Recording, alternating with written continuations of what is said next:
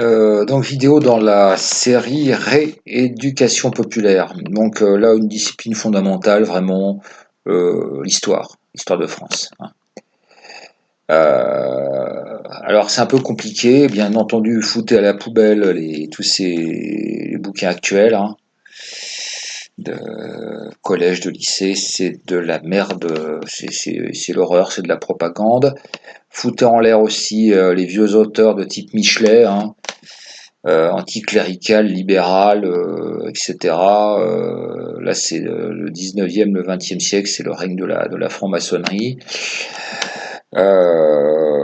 Avec des exceptions quand même, au début du 19e, c'est Jacques Bainville, un auteur nationaliste. Je vous ai mis en référence. Alors, c'est un peu spécial, ça ne plaira pas forcément à tout le monde. Je recommande son Histoire de France pour les gens qui aiment la belle langue française classique. Alors c'est très littéraire, hein, c'est très c'est pas très synthétique, donc voilà. Donc ça c'est pour ceux qui aiment et qui maîtrisent un petit peu la langue française. Donc les jeunes, les tout jeunes, ils vont pas forcément apprécier, mais enfin bon, voilà, ça fait partie de la bibliothèque d'un nationaliste qui se respecte. Alors je vous ai mis une chose qui va vous paraître peut-être un peu surprenant, que peu de gens connaissent, c'est le quid. Donc le quid, qu'un jour on m'a fait cadeau, je sais plus si c'était pour un anniversaire ou il y a assez longtemps, ou un, je sais pas, ou un Noël, enfin je sais plus. Et c'est un bouquin exceptionnel. C'est un petit peu comme c'est un gros bouquin, hein, qui contient beaucoup de choses et entre autres l'histoire, l'histoire de France, mais aussi l'histoire de différents pays, hein. Alors c'est très dense, c'est très très dense.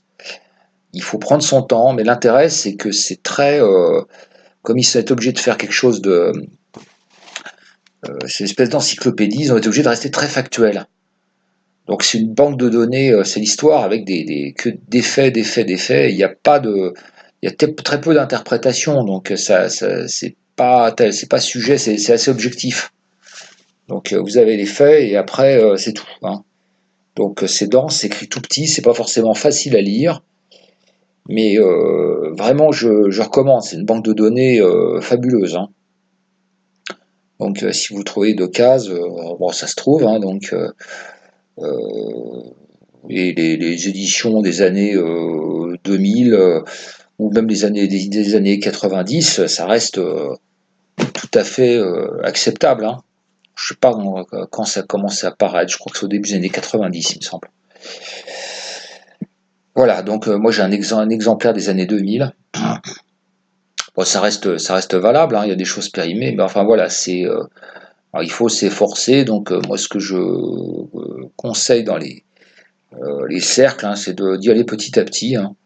Vous prenez un chapitre, définissez un petit chapitre, et puis donc vous vous donnez, je sais pas, un certain laps de temps, une semaine, 2 semaines, et rediscussion en termes de fiches de lecture. Il faut prendre son temps, hein.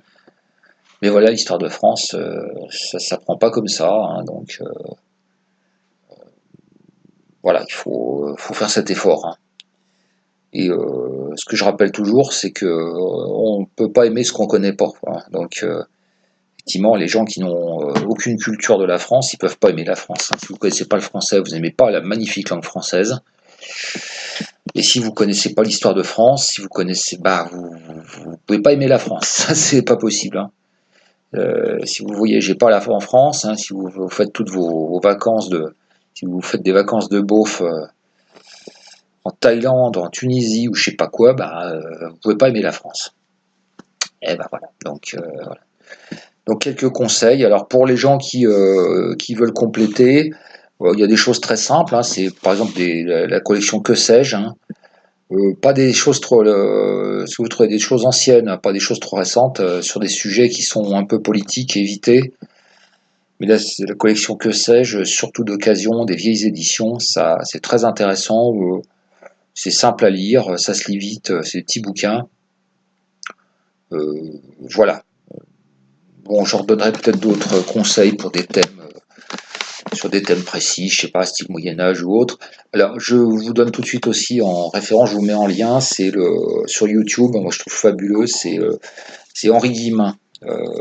C'est Henri Guillemin qui a fait un certain nombre de vidéos sur un certain nombre de sujets. Malheureusement, il n'a pas vécu assez longtemps pour faire toute l'histoire de France, et c'est extraordinaire. Donc, Henri Guillemin, je vous mets en lien. Alors, il a pas de chaîne, hein, il n'avait pas de chaîne YouTube, c'est des conférences télévisées qu'il faisait pour la télévision suisse romande. Il a fait beaucoup de vidéos sur la Révolution française du 19e siècle, et puis jusqu'à la Deuxième Guerre mondiale. Hein, mais c'est prodigieux, quoi. Vraiment, je recommande très très fortement. C'est extraordinaire. Voilà.